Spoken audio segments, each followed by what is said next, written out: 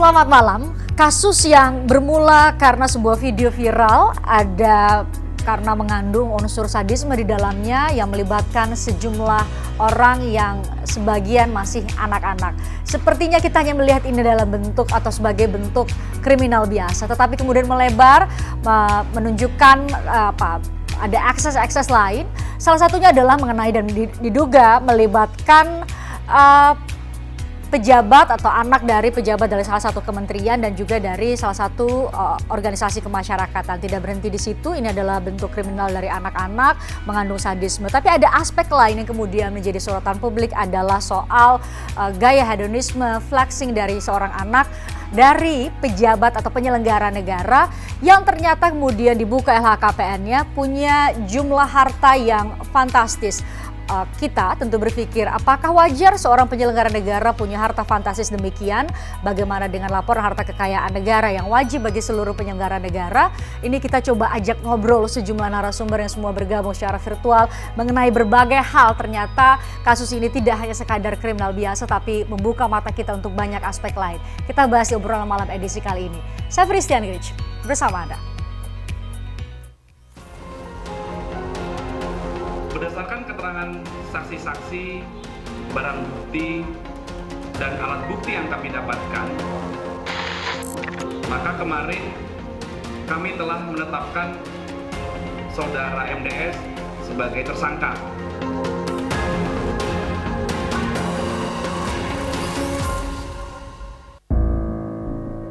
Menteri Keuangan Sri Mulyani Indrawati Jumat pagi mencopot jabatan struktural Rafael Alun Trisambodo di Direktorat Jenderal Pajak.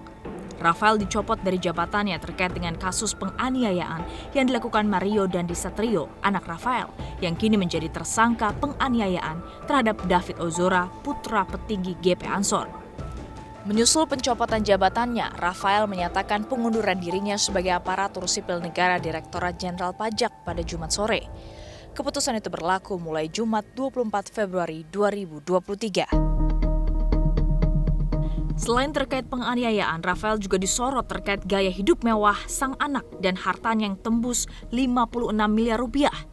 Dalam konferensi pers yang berlangsung secara virtual, Sri Mulyani mengatakan sudah menginstruksikan kepada Inspektorat Jenderal Kementerian Keuangan untuk memeriksa kewajaran harta milik Rafael. Menurutnya, kasus tersebut telah memberikan persepsi negatif terhadap instansi Kementerian Keuangan. Di dalam rangka untuk Kementerian Keuangan mampu melakukan pemeriksaan, maka mulai hari ini Saudara RAT saya minta untuk dicopot dari tugas dan jabatannya. Kementerian Keuangan menyatakan telah berkoordinasi dengan KPK dan PPATK untuk menyelidiki harta kekayaan Rafael Alun Trisambodo yang dinilai tidak wajar. Pada Kamis 23 Februari, Rafael menyampaikan permohonan maaf atas perilaku putranya dan menyatakan siap diperiksa serta memberikan klarifikasi terkait harta kekayaan yang dimilikinya. Saya menyadari bahwa tindakan putra saya yang salah sehingga merugikan orang lain, mengecewakan dan menimbulkan kegaduhan di masyarakat. Terkait pemberitaan mengenai harta kekayaan saya, sebagai bentuk pertanggungjawaban jawab, saya siap memberikan klarifikasi terkait harta kekayaan yang saya miliki. Saya siap mengikuti seluruh kegiatan pemeriksaan oleh Inspektorat Jenderal Kementerian Keuangan. Saat ini polisi telah menetapkan Mario Dandisatrio sebagai tersangka penganiayaan. Terbaru, polisi juga telah menetapkan satu lagi tersangka dalam kasus ini. Tersangka adalah teman pelaku Mario berinisial S yang membiarkan terjadinya penganiayaan dan tidak mencegahnya. Sementara itu, buntut ditetapkannya Mario sebagai tersangka penganiayaan, Universitas Prasetyo Mulia mencabut status kemahasiswaan Mario per 23 Februari 2023. Langkah ini diketahui dari surat resmi Universitas Prasetya Mulia yang diunggah di akun Instagram.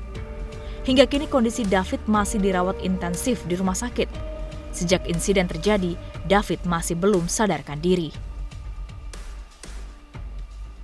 Saya perkenalkan sejumlah narasumber yang bergabung secara virtual malam ini. Saya sapa terlebih dahulu ada AKP Nurma Dewi, Kasih Humas Polres Jakarta Selatan, sudah bergabung bersama kita. Selamat malam, AKP Nurma.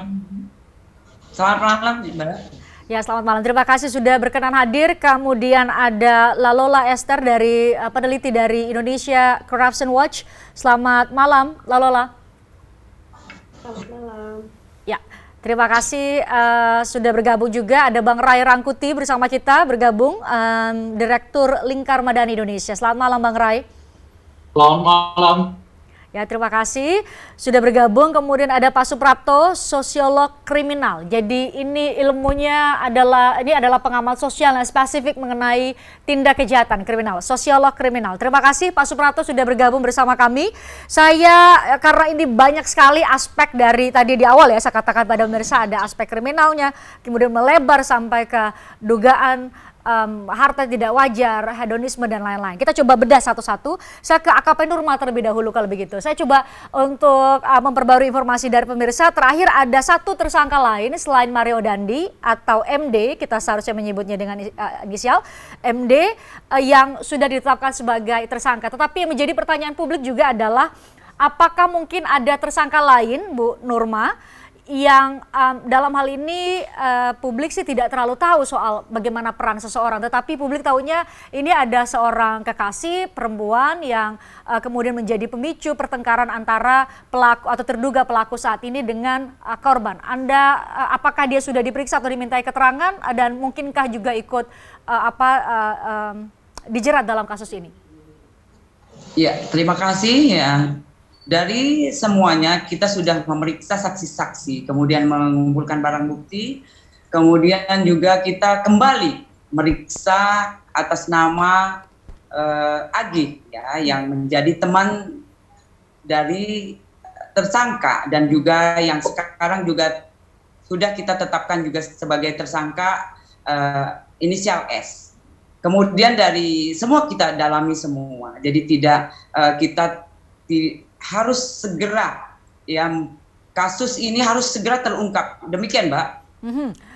Mungkin Bu Nurma bisa sampaikan kepada kami peran atau pasal yang diancamkan untuk terduga pelaku MD maksud saya, yang merupakan salah satu anak pejabat ini apa, kemudian tadi yang terakhir menjadi tersangka dengan inisial S itu apa perannya, disebutkan kan dia yang mengambil gambar ya, yang merekam dan juga menyebarkannya. Mungkin ada ancaman pasal, mungkin Ibu bisa gambarkan pada kami. Iya, jadi setelah kejadian, setelah kita memeriksa saksi-saksi, kemudian juga sudah kita menentukan tersangka. Yang pertama adalah MDS, kemudian kita terapkan pasal 76C, kemudian junto 80 ayat 2 yang ancamannya 5 tahun penjara. Jadi itu kekerasan yang dilakukan, kemudian dilakukan kepada anak ya. Lanjut, kemudian juga setelah kita dalami lagi, kemudian memeriksa saksi-saksi yang ada, melihat dan mendengar, kemudian kita menetapkan satu lagi saksi menjadi tersangka, yaitu inisial M. Kemudian juga kita terapkan pasal 76 ayat 76C ayat pasal 80 ayat 2.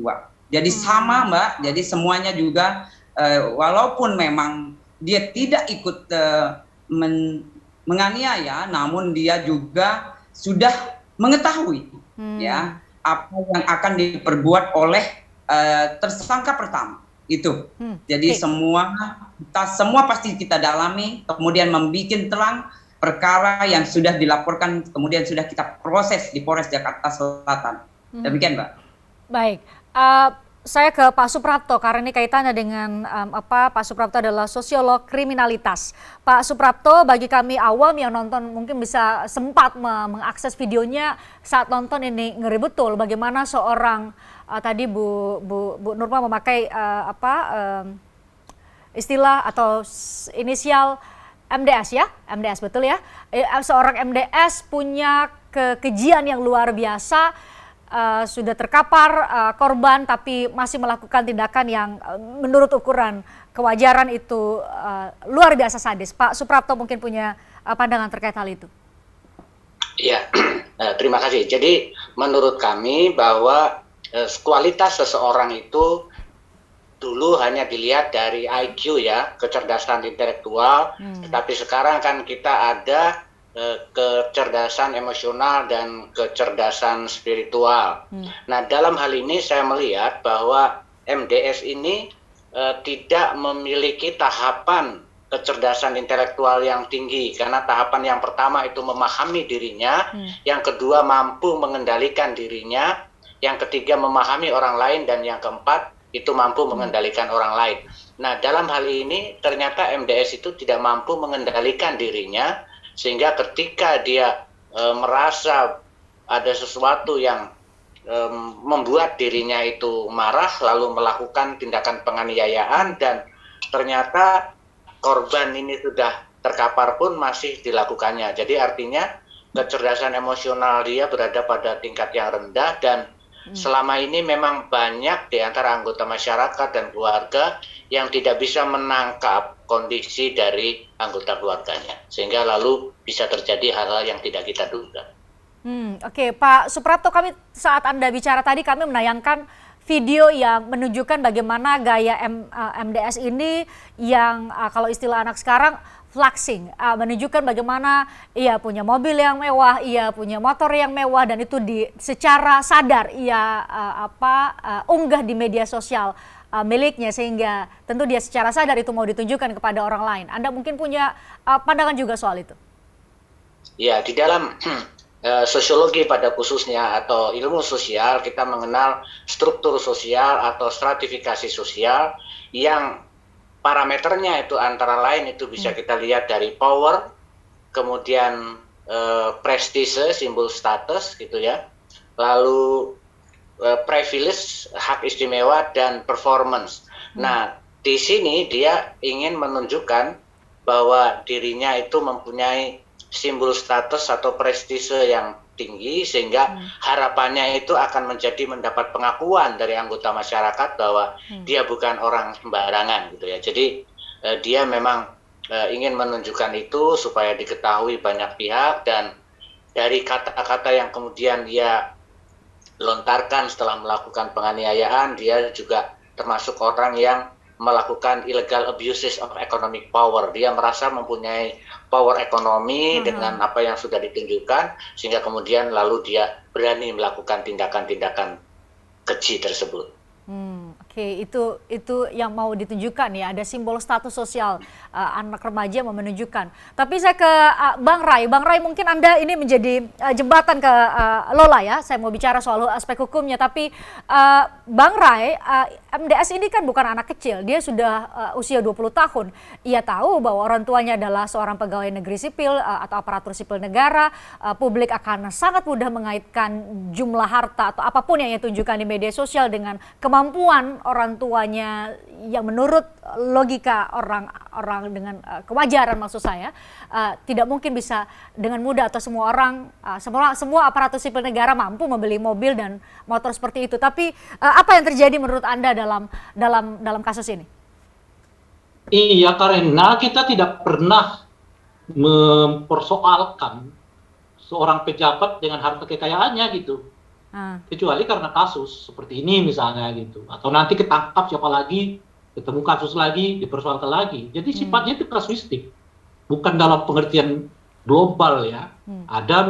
Ada persoalan terkait dengan antara kekayaan para pejabat negara kita dengan sumber yang memungkinkan kekayaan itu diraih oleh yang bersangkutan. Apakah itu wajar atau tidak wajar gitu. Kita nggak pernah, LHKPN itu kan administratif toh. Kalau sudah mereka laporkan ya sudah selesai. Betapapun kita mengatakan laporan kekayaan ini, waduh, penuh dengan tanda tanya, tapi semua lembaga kan saling lempar untuk mengatakan, lo itu kewenangan si anu menyelidiki, kecuali kasus muncul kayak begini gitu loh. Kalau udah kasusnya kayak begini, ya semuanya repot lah. Ya, dalam 2 minggu ini mungkin semuanya akan repot. Nah setelah itu kan biasa-biasa saja lagi gitu. Makanya saya mengatakan begini, kita tentu mengapresiasi apa yang dilakukan oleh Menteri Keuangan Ibu Sri Mulyani, yang segera mencopot yang bersangkutan dari jabatannya untuk dilakukan pemeriksaan. Tapi saya sih melihatnya kalau Ibu Sri Mulyani hanya melakukan kayak begini, ini sih namanya pembersihan belum sepenuh hati. Jangankan sepenuh hati, setengah hati pun tidak ada ini istilah lain. Seharusnya menurut Anda bagaimana? Itu sepertiga hati gitu loh. Ini tindakan sepertiga hati. Kalau Ibu Sri Mulyani hanya menjadikan kasus ini sebagai kasus tok dan tidak mengembangkan kasus ini kepada orang per orang yang lain di lingkungannya, ya Ibu Sri Mulyani juga sepertiga hati aja menyelesaikan masalah ini. Padahal kan ya sudah di mana-mana kelihatan pemberitaannya, perlu sekali melihat apakah LHKPN ya, seluruh orang yang berada di dinas pajak ini atau bahkan keseluruhan pegawai negeri yang berada di institusi Kementerian Keuangan Negara itu layak enggak hasil duitnya mereka, dana mereka dan seterusnya itu gitu. Jadi itu saya khawatir justru tindakan Ibu Sri Mulyani yang kelihatan sangat gercep ini gitu ya menangani kasus ini justru karena dua hal. Pertama, untuk melokalisirnya supaya khusus kasus ini untuk kasus yang bersangkutan saja gitu loh kira-kira. Jangan kemana lagi kira-kira gitu ya. Nah yang kedua tentu saja dalam rangka memulihkan citra mereka ya supaya jangan terlalu anjlok lah gitu. Jadi ini soal kepercayaan ke depannya kalau ini soal kepercayaan publik ya, Bang Ray ya. Di kasus ini, kalau Ibu Sri Mulyani hanya berhenti di kasus ini, ya saya mau mengatakan ini sih ya punya potensi Ibu Sri Mulyani hanya ingin melokalisir persoalan ini hanya sampai kepada kasus ini gitu. Itu yang saya sebut tadi, ini tindakan ini sepertiga hati, bukan sepenuh hati. Tapi kalau kasus ini jadikan Ibu Sri Mulyani untuk kembali meneliti ya LHKPN keseluruhan, khususnya lah PNS di bawah lingkungan dinas pajak, atau ya syukur-syukur kalau diperbesar ke seluruh dinas ASN di bawah Kementerian Keuangan Negara gitu. Nah itu artinya Ibu Sri Mulyani sedang melakukan bersih-bersih dan persoalannya, targetnya bukannya sekedar memelihara kepercayaan publik gitu ya. Itu kan target sepertiga hati yang saya sebutkan itu tadi gitu. Baik. Targetnya untuk memastikan bahwa siapapun pengelola negara harus mengelola keuangan negara itu dengan baik dan benar gitu. Jadi itu yang harus targetnya gitu loh. Ini kalau Bang Ray bicara spesifik mengenai Kementerian Keuangan, saya ingin Lola bisa bicara dalam konteks sebagai penyelenggara negara, karena kalau di undang-undang tentang penyelenggara negara, Undang-Undang Nomor 28 tahun 99, penyelenggara negara itu adalah pejabat negara yang menjalankan fungsi eksekutif, legislatif dan yudikatif.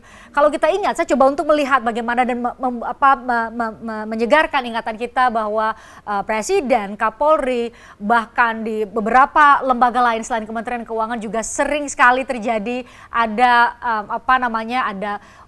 aparatur sipil negara yang punya harta yang tidak wajar, ada yang flexing atau mempertontonkan atau mempertunjukkan harta yang kita tentu bertanya-tanya dari mana hartanya kalau kita kaitkan dengan jumlah penghasilan atau gajinya nih Lola.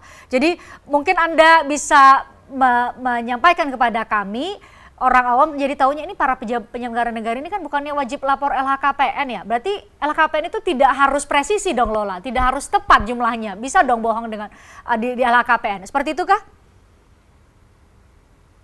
Iya, jadi prinsipnya seperti yang tadi sempat disampaikan oleh Bang Ray ya. Jadi LHKPN itu memang untuk saat ini dia masih sebatas dokumen administrasi saja. Banyak yang berakhir hanya sebagai formalitas. Kalau misalnya untuk kebutuhan kepegawaian gitu ya, apakah promosi, itu biasanya akan dimintakan. Memang ada pelaporan periodik, ada juga pelaporan khusus, tapi hanya sebatas soal compliance atau kepatuhannya saja. Jadi belum menilai pada tingkat kewajaran.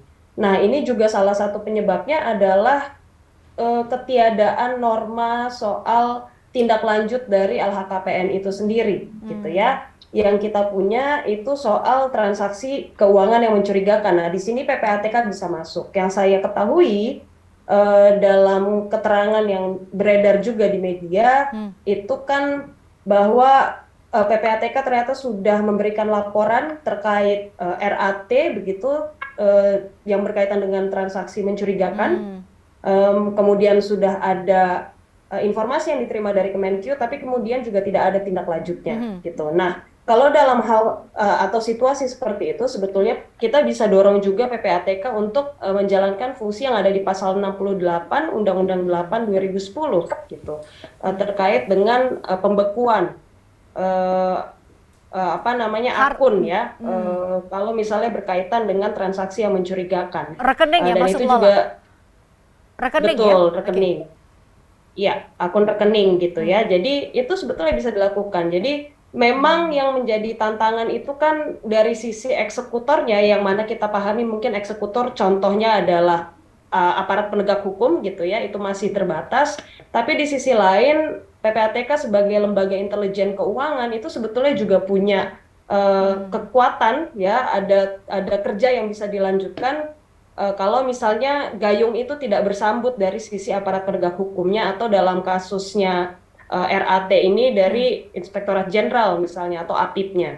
Jadi hal itu sebetulnya masih bisa dijembatani. Artinya kalau memang, dan saya juga mengonfirmasi atau menguatkan apa yang disampaikan oleh Bang Ray Rangkuti tadi, bahwa kalau ini hanya diterapkan kepada RAT tapi tidak kemudian memunculkan efek bola salju atau efek domino bagi pejabat-pejabat lain, pegawai-pegawai di kementerian lembaga lain, ini jadi omong kosong gitu. Kenapa demikian?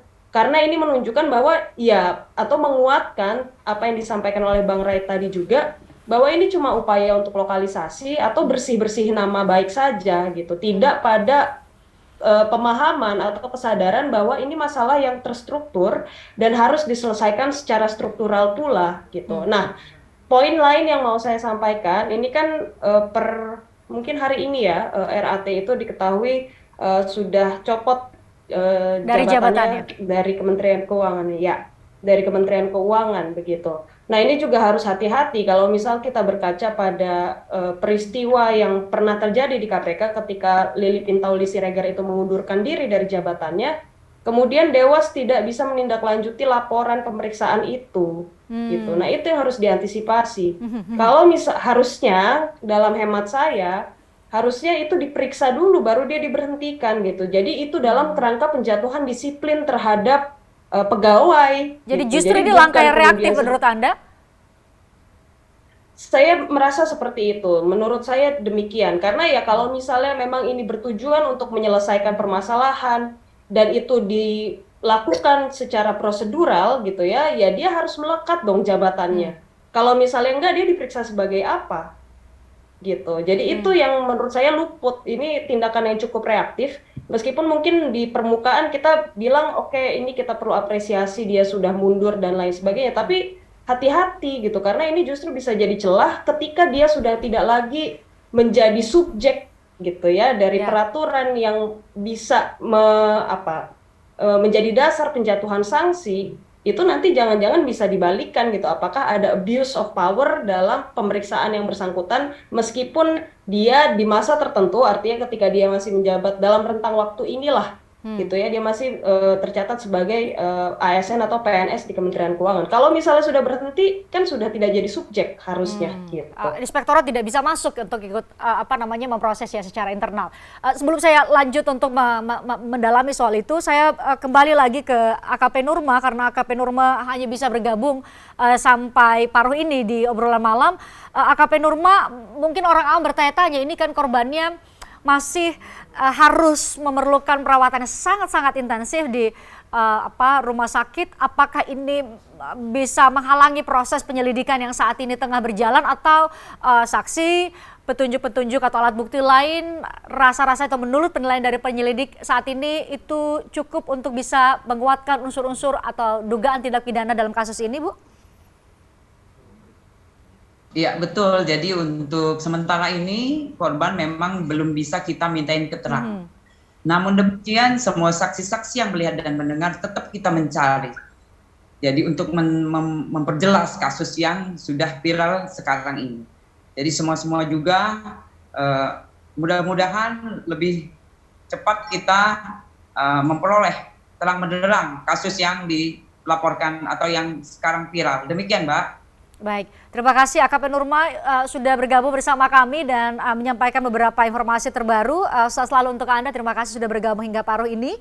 Kami harus jeda, usai jeda saya akan lanjutkan obrolan terkait dengan berbagai aspek yang bermula dari sebuah kasus dua atau beberapa anak atau remaja yang terlibat kasus kriminal dan ternyata punya akses ke dalam hal-hal lain, termasuk soal harta tidak wajar yang dimiliki oleh keluarganya. Sesaat lagi kami lanjutkan obrolan terkait hal ini. Tertarik dengan diskusi saya dengan para narasumber? Saksikan obrolan malam dengan topik-topik menarik lainnya. Jangan lupa subscribe ya channel YouTube Berita 1. Like, komen, dan share video ini ya. Terima kasih.